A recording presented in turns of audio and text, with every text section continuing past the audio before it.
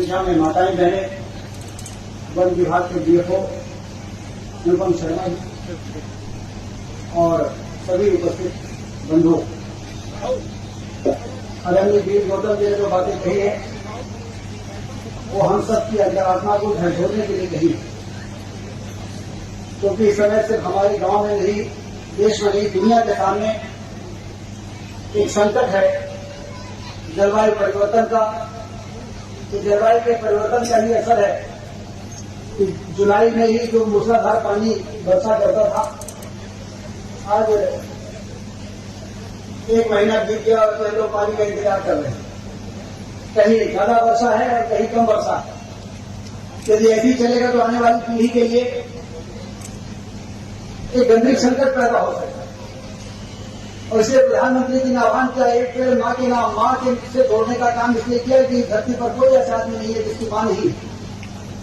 और इसलिए माँ के नाम पेड़ लगाओगे तो माँ यदि स्वर्ग में है तो वो आशीर्वाद देगी स्वर्ग से, और यहाँ भी है तो माँ का साथ से यहाँ। और गौतम जी ने एक नया नारा दिया, एक पेड़ माँ के नाम और पेड़ लगाओ पेड़ बचाओ। ये पेड़ बचाएंगे नहीं तो लगाने का फायदा क्या है। मैं जब 2009 में 8 में वन मंत्री बना तो मैं बलवार पहाड़ी से लगा हुआ गांव है, जैसे ये गलतपुर है, वैसे बलवार भी गया तो वहां कई बुजुर्ग बैठे थे। तो बुजुर्ग ने कोई मीटिंग की थी तो बुजुर्ग थे, तो फिर उन्होंने कहा कि वन मंत्री आप बन गए हो तो क्या ये बदलाव से लेके और हरबड़ा तक की जो ये पहाड़ी है जो आज बंजर हो गई है, इसमें इसको पुराना हरा भरा कर सकते हो क्या। तो मैंने सोचा कि कैसे ये काम होगा।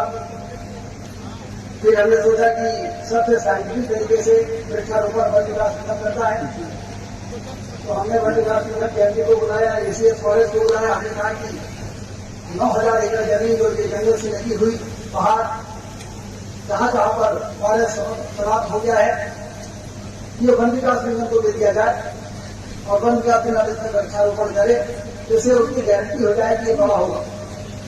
तो वन विकास निगम वाले हाथ आने लगे, तो वो ऐसी गाँव जमीन जहां पर खेती होती वैसी जमीन चाहते हैं, ये सामान लगाते हैं और उसका उससे व्यापार करते हैं, कमर्शियल प्लांटेशन करते हैं। तो ये तो दूर भागने लगे, लेकिन अब हम तो वन मंत्री ही थे तो कैसे विकास में भागेंगे। तो हमने इनको घेर घार के और 22,000 एकड़ जमीन वन विकास निगम को दिया और हमने कहा कि हर साल हम पेड़ लगाएंगे। 10 साल में इन लोगों ने उसका बताया था कि 1.25 करोड़ पेड़ लगेंगे।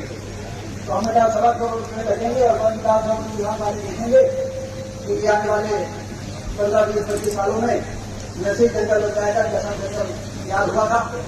लेकिन बाद में वन विकास निगम वालों ने कहा कि जिस जमीन को हम लोग मानते थे कि काम की नहीं है, वो जमीन में तो बहुत अच्छी ग्रोथ है, जंगल खड़े हो गए हैं।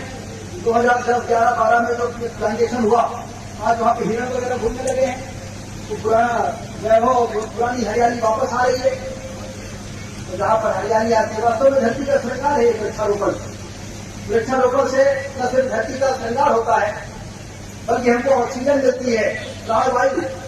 अरे हम सारे लोग तो कार्बन डाइऑक्साइड छोड़ते हैं, लेकिन हम लेते क्या है, ऑक्सीजन लेते हैं। तो जो हम कार्बन डाइऑक्साइड छोड़ते हैं वो पेड़ अवशोषित करने का है, तो ऑक्सीजन वो छोड़ता है तो हमारे लिए प्राणवायु बन जाता है। तो पेड़ से ज्यादा कौन हो सकता है। एक बार एक संत ने बहुत अच्छी बात कही, गौतम जी, उन्होंने कहा कि ये जो पेड़ है ये बैठे हुए संत हैं, जो संत हैं तो चलते फिरते पेड़ है, क्योंकि संत भी हमको आशीर्वाद देता है, सही मार्ग दिखाता है, और ये पेड़ भी हमको छाया देते हैं, ये हमको फल देते हैं और ये हमको ऑक्सीजन भी देते हैं। तो इसलिए ये बैठे हुए संतों को काटना कौन सा पाप की श्रेणी में आएगा, इसकी हम लोग कल्पना कर सकते हैं। कैसे प्राकृतिक आपदा से हमारा समाज बच पाए। पसामन मामा ने कटार से अपनी मौत कर ली, आज सारी दुनिया पसामन मामा को भूल गई। जितना पसामन मामा में यात्री आते हैं उतना हमारे देव दरबार के संजय जी के मंदिर में आते हैं। तो ये तो हमारे ऐसे तीर्थ स्थल है जहां सब जगह यात्री आते हैं, वो पूजे जाते हैं। और उन्हें का ये वरदान था कि उन्होंने कहा कि जाओ, श्राप दे दिया, अब यहाँ कुछ नहीं रहेगा, ये होगी लोगों की चंगोई होगी, ये पसामा मामा ने उस समय कहा था, तो किताबों में लिखा है। और देखिए 400 साल 500 साल बाद काल का चक्र कैसा घुमा कि हम लोगों ने आदरणीय गौतम जी से भूमि पूजन कराया था। उस समय जब इसका भूमि पूजन किया था, कितने संत महात्माएं थे। आज 10,000 गायों की चंगोई पसामा मामा का वो अभ्यारण्य होने गया। 500 साल पहले कही गई पसामा मामा की वो वाणी, जाओ अब यहाँ पर किसी का राज नहीं चलेगा, ये स्थान लोगों की चंगोई होगी। तो 500 साल बाद उनकी कही गई बातें आज हम लोग धरती पर उतरते हुए देख रहे हैं। इसलिए मैं सभी को बधाई देता हूं। और इसकी वीडियोग्राफी मैंने देखा है, इसका फोटोग्राफ मैंने देखा है। मैंने कहा 2010 में जो पेड़ लगाए उसकी क्या स्थिति है, 11 में लगाए उसकी क्या स्थिति है। तो सर्वाइवल रेट कितना है इसका, आप लोगों ने 80% सर्वाइवल रेट है। इसका मतलब 80% सर्वाइवल रेट है। मतलब विकास निगम के लोगों ने बहुत मेहनत की है, इसको जंगल बना दिया है।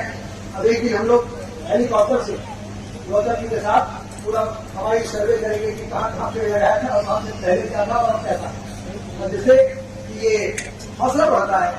ये वास्तव में आप सब जिस दिन कमर कस के तैयार हो जाएंगे, किसी पहाड़ी के किनारे पे रहते, जहाँ पर हरियाली है वहाँ पर कितना अच्छा दिखता है, और जहाँ हरियाली नहीं है वहाँ पर कितना खराब दिखता है। तो इसलिए आने वाले पीढ़ी के लिए इस प्रकार के काम जो हो रहे हैं, मुझे बताया गया कि 70 लाख पेड़, इस 4 लाख पे जोड़ने के बाद कितना हो जाएगा, 70 लाख, और 3 वर्षों में कितना लगाएंगे, 15 लाख, 85 लाख पेड़। जो 1.25 करोड़ का कैलकुलेशन था, इधर कह रहा था कि कुछ जमीन ऐसी है 22,000 एकड़ में जिसमें पेड़ लगाना संभव नहीं है, बिल्कुल ही पथरीली है। तो 22,000 एकड़ में इन्होंने इतना छाता है कि 1.25 करोड़ की जगह ये 85 लाख में इसको क्लोज कर देंगे आने वाले 3 वर्षों में।